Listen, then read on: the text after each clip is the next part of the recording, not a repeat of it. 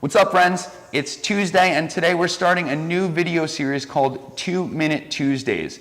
Each week we're going to be addressing one member question and trying to dive in and give you as much value as possible in 2 minutes.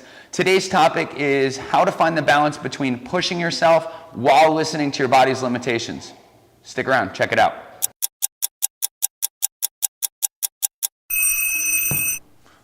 Now we really have to get this done in 2 minutes. This week, in the first installment of 2-Minute Tuesdays, we're going to be answering a question from Melissa. Melissa wanted to know some strategies to find the balance between pushing yourself and listening to and respecting your body's own limitations. The simple answer is to add objective metrics into your process. If we can find objective ways to measure how you're doing along the way, whether you're working hard enough or not working too hard, we can offset some of the emotion associated with the overall process and some of the emotion associated with subjective measures. Before we start, ask yourself one question. Do you have any physical pain? If you do, please get to a medical professional so you can have that evaluated and find out which training choices are right for you. 3 objective measures that we recommend at Results Driven and we use on a daily basis are effort, movement, and performance. Typically, measuring effort is where most people get into trouble because they use strictly subjective measures like rate of perceived exertion or just, yo bro, did you work hard enough? And really, that's just not a reliable way to track progress and effort over time. We use the MyZone heart rate monitor system because it's a reliable heart rate monitor and they have a set point system that allows us to track effort in each individual workout and effort over time.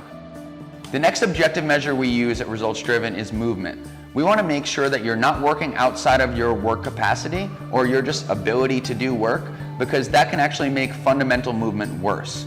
In order to know if we're doing this, we have to have an objective way and a reliable, consistent way to measure your baseline movement.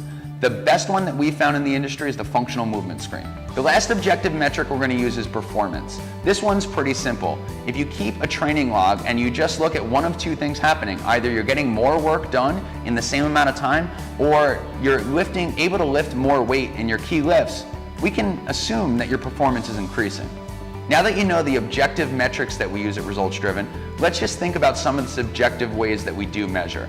Rate of perceived exertion, reported soreness, and reported sleep quality are super important to find out over time if you're working too hard or not enough. If you combine the objective metrics with the subjective, you can take a lot of the emotion out of the process and just make, fitness and that journey a lot more enjoyable. Check back next week. We're going to be diving into another member question. I hope you enjoyed the first installment of 2-Minute Tuesdays. See you next week, friends.